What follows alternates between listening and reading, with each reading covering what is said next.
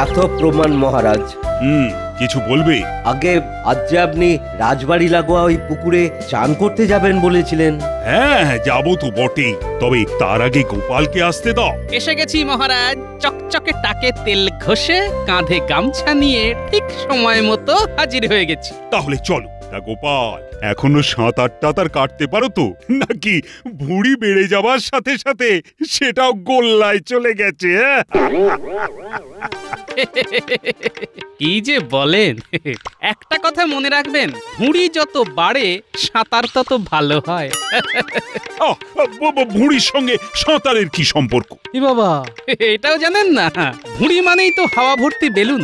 তা আমার এই মধ্যপ্রদেশে যদি এত বড় একটা হাওয়া ভর্তি বেলুন থাকে, তাহলে আমায় ডোবায় কার সাথ দিয়ে? শুধু ভুঁড়ির ওপর ভরসা করে জলে ভেসে থাকো আর মাঝে মধ্যে হাত পা ছোড়ো। সত্যি গোপাল, তোমায় কথায় হারানো আমার কর্ম নয়। তাহলে কথা ছেড়ে স্নানে চলুন।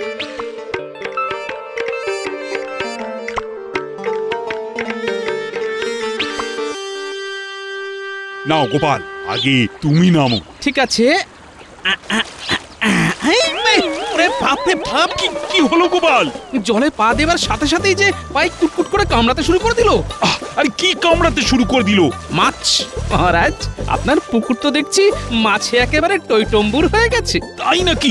তাহলে উঠে এসো, উঠে এসো। স্নান করবেন না? না না না, তার চাইতে বরং সকলে মিলে একসাথে মাছ ধরবো। লক্ষ্মী, আজ্ঞা করুন মহারাজ। আর শোনো, দৌড়ে গিয়ে রাজসভার সকলকে খবর দাও, বলবে আজ রাজসভা ছুটি। সকলে যে যার ছিপ, চার আর টোপ নিয়ে যেন পুকুর পাড়ে চলে আসে। যথা আজ্ঞা মহারাজ।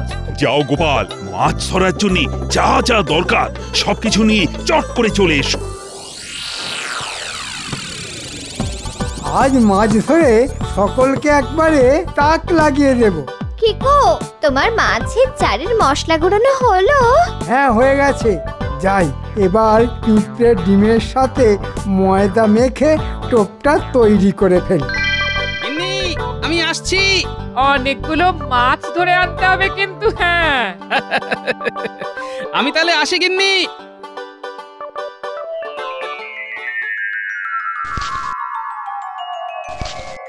কি মন্ত্রী মশাই, সেই শুরু থেকে দেখছি আপনি শুধু জলের মধ্যে চারই ছড়িয়ে যাচ্ছেন। তা সারাক্ষণ যদি ছড়িয়েই যান, তাহলে আর গুছিয়ে তুলবেন কখন? সব কাজ তো উনি ছড়িয়েই ফেলেন, গুছিয়ে তোলা আর হয় কই? দেখুন মহারাজ, মাছ ধরার আগেই গোপাল আর সেনাপতি যদি আমাকে নিয়ে টিটকারি দিতে শুরু করে, তাহলে আমি কিন্তু ছিপ নিয়ে চলে যাব। হ্যাঁ, খোকা বাবুর রাগ হয়েছে, ধরবেন না মাছ। গোপাল আর সেনাপতি দুটোই পাজির গাছ। তাহলে আমি চললাম। আরে বসো তো, সামান্য একটু রঙ্গরসিকতা নিয়ে এত রাগারাগি করলে চলে? আরে বাবা, মাছ ধরার সময় কানের কাছে এত টাকর টাকর করলে কি মাছ ধরা যায়? হ্যাঁ, তোমরা আর কেউ ট্যাকর ট্যাকর করবে না তো? নাও নাও মন্ত্রী, বসে পড়ো, বসে পড়ো। বেশি বেশি করে মাছ ধরে এতে দেখিয়ে দাও তো। ঠিক আছে, তাই দেব। যা চার বানিয়ে এনেছি না, ছিপ ফেলবো আর টকাটক ধরে সকলের চোখ টেরা করে দেব। না না না না না, আর কোনো কথা নয়। সকলে এবার চুপচাপ মাছ ধরতে শুরু করে দাও।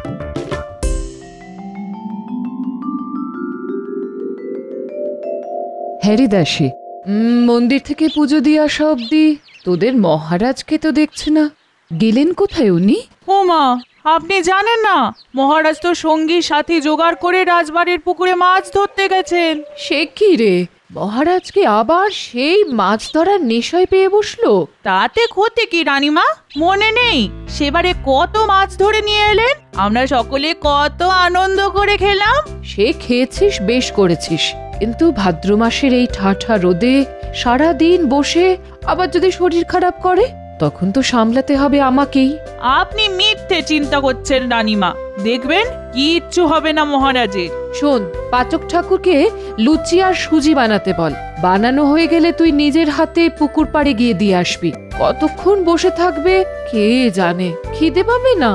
আপনি কিচ্ছু ভাববেন না, আমি নিজের হাতে প্রত্যেকের জল খাবার পৌঁছে দিয়ে আসবো।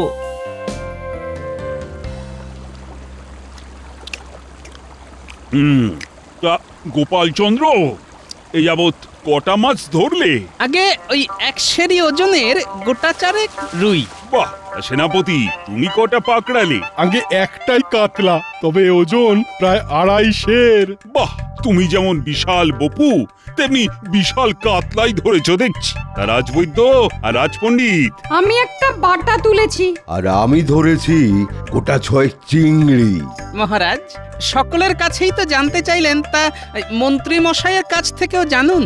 তখন থেকে ফাতনার দিকে তাকিয়ে থাকতে থাকতে ওনার চোখ জোড়া যে টেরা হয়ে গেল। মন্ত্রী কটা ধরলে?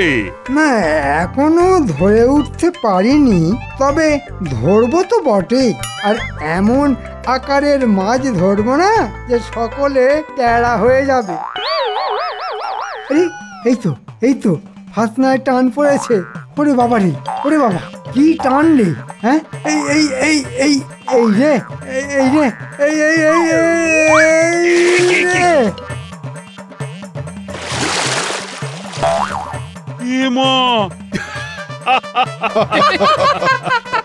এ কি মন্ত্রী মশাই, মাছের বদলে কোলা ব্যাঙ মাথায় করে জল থেকে উঠলেন?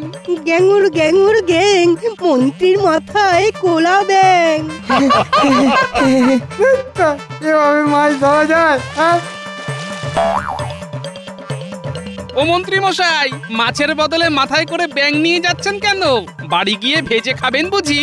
মনে রেখো গোপাল, এই অপমানের উত্তর তুমি পাবে।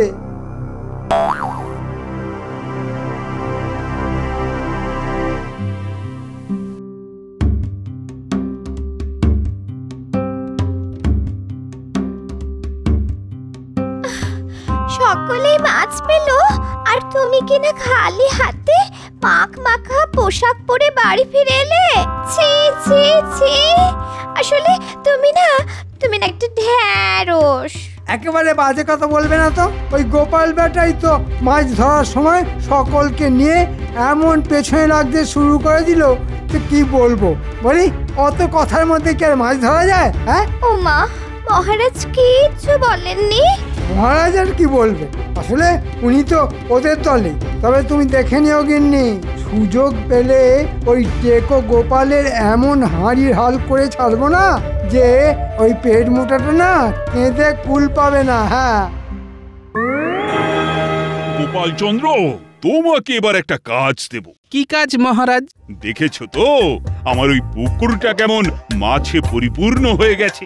তাই ওই মাছগুলোকে নিয়ে কি করা যায় সেটা ভেবে বের করো তো। ভাবা আমার হয়ে গেছে মহারাজ। আমি আজ সকালে নিজের চোখে আপনার বাকি দুটো পুকুরও দেখে এসেছি। সবগুলোতেই মাছ একেবারে কিলবিল করছে মহারাজ। তাই নাকি? অন্য দুটো পুকুরও মাছে ভর্তি? হ্যাঁ মহারাজ, তাই ভেবেছি ভালো জেলে দেখে পুকুরগুলোর সব মাছ ধরিয়ে ফেলতে হবে। বাহ বাহ বাহ, ভালো কথা ভালো কথা।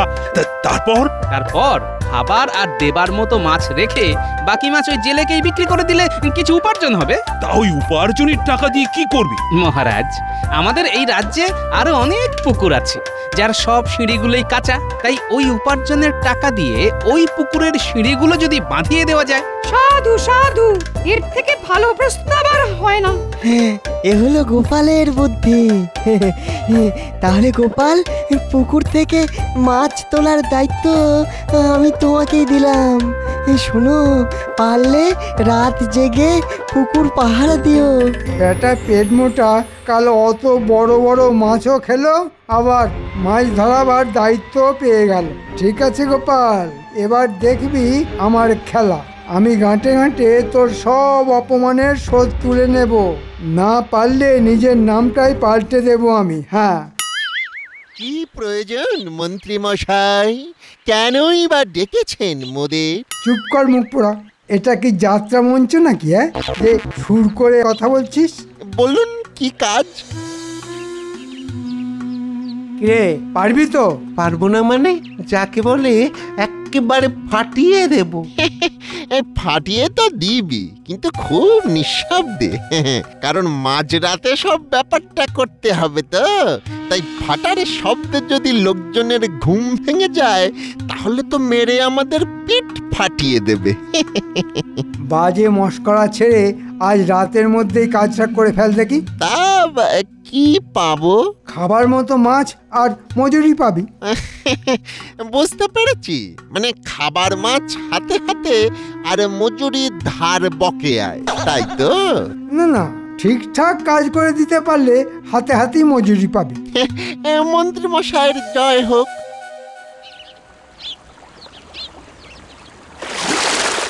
কি জালে একটা মাছও পড়লো না কেন? মহারাজ, এই পুকুরে তো একটাও মাছ নেই, তাই পড়েনি। সে কি করে হয়? কালও তো পুকুর ভর্তি মাছ ছিল। কিন্তু এতক্ষণ ধরে তো জাল টানলাম, দেখলেন তো একটা মাছও উঠলো না। তাহলে সব মাছ কোথায় গেল? মনে হয় কাল রাতে চুরি হয়ে গেছে। হ্যাঁ, আমার পুকুরের মাছ চুরি করে নিয়ে গেছে। কার কার এত সাহস?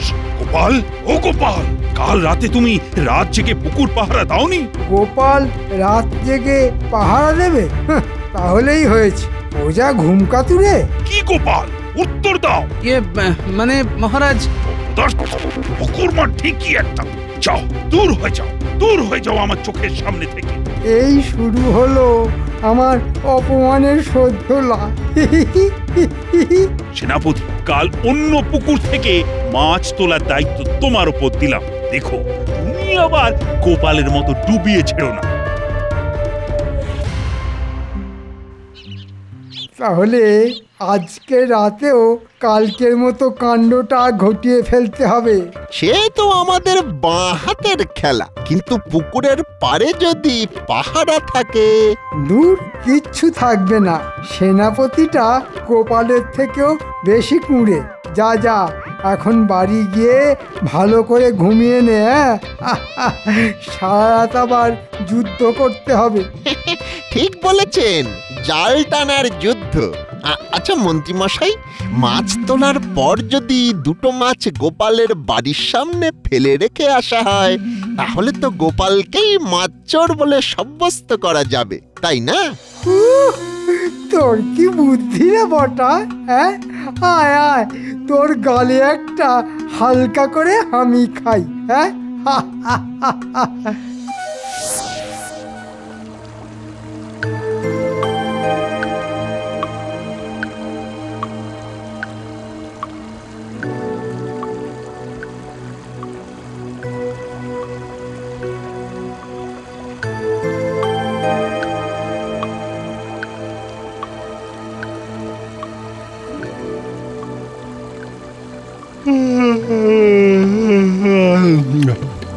বাবা, ও ঘুমে যেন চোখের পাতা বুঝে আসছে।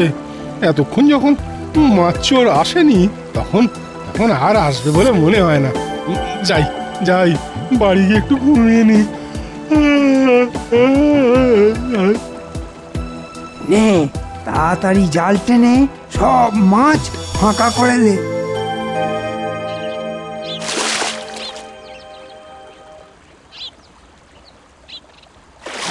না মহারাজ, এই পুকুরেও মাছ নেই। তার মানে এখানেও চুরি? ও সেনাপতি, তুমি রাত জেগে পাহারা দাওনি? দিয়েছিলাম মহারাজ। তো দিয়েই যদি ছিলে, তাহলে মাছ চুরি হলো কি করে? চোর যদি ঘরের কেউ হয়, তাহলে তো চুরি হবেই মহারাজ। তার মানে? তাহলে আসুন আমার সঙ্গে, নিজের চোখে দেখে যান আসল চোর কে।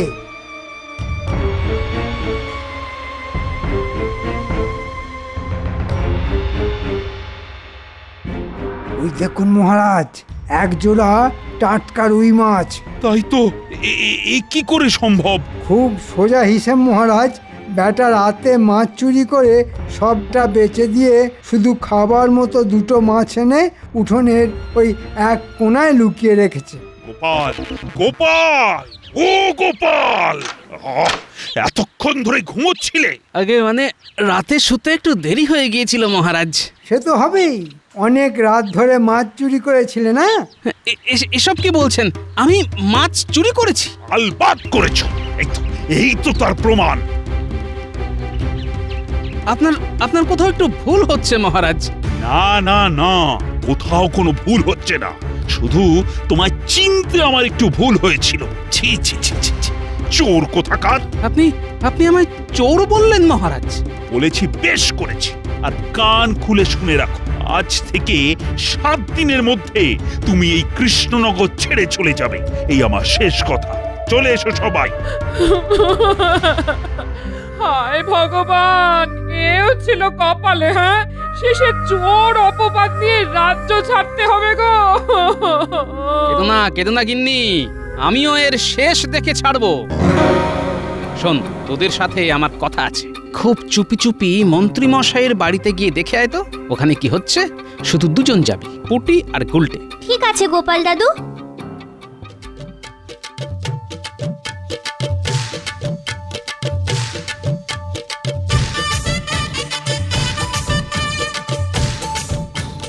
আহা, কতদিন পর এমন টাটকা মাছ ভাজা খাচ্ছি।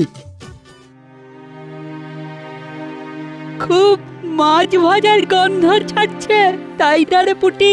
চল চুপি চুপি দেখে আসি।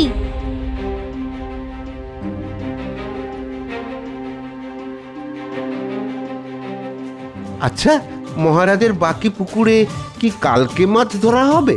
আহ, সে তো হবেই। আর তার দায়িত্ব পড়েছে রাজবৈদ্যর ওপর। মন্ত্রীমশাই, আজ আর মাছ চুরি করা বোধহয় ঠিক হবে না। মনে হয় আজ রাতেও ওই পুকুরে পাহারা থাকবে। সে তো থাকবেই, তবে মনে হয় গভীর রাত। তাই সাঁঝের অন্ধকার নামার খানিক পরেই আমরা মাছ চুরি করে নিয়ে পালাবো। হাহা। আচ্ছা মন্ত্রীমশাই, গোপালকে তো চোর সাব্যস্ত করে দেওয়া গেছে, তাই আর অকারণে মাছ চুরি করার দরকার কি? মাথা মোটা, এই পয়সার দরকার নেই নাকি? হ্যাঁ, সে তো আছেই। সেটা যখন আছে তখন আর বাজে প্রশ্ন না করে আজও মাছ চুরির মতো মহান কাজটা তোদের সেরে ফেলতে হবে। বুঝেছিস? আশা করি বুঝেছিস।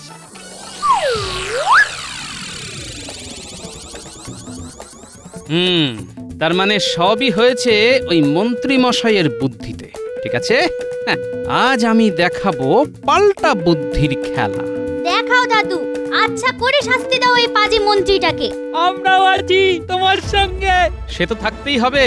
এখন খুব মন দিয়ে শোন, তোদের কি করতে হবে।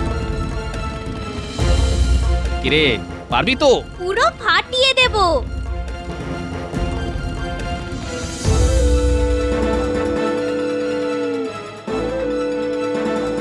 মহারাজ, কি তুমি আবার এসেছো কেন? না না না, তোমার মতো চোরের কোনো ক্ষমা নেই।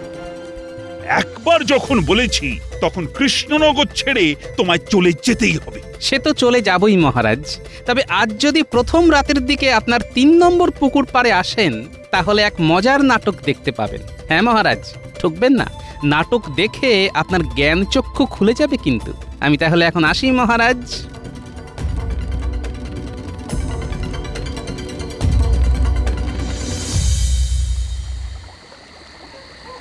নে নে, সাটাসাট জাল ফেল আর পটাপট তুলে নে।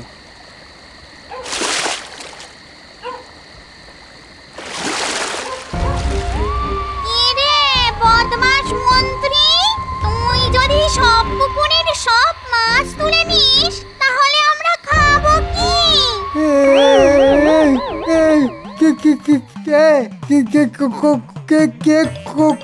কথা বলছো?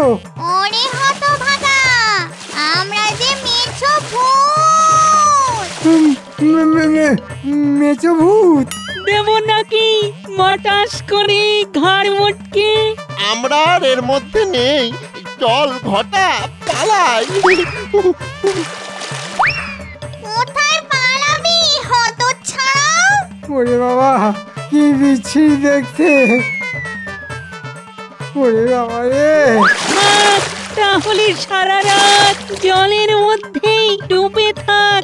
ওরে বাবা, ওরে বাবা, কি কাঁটা মারছে রে।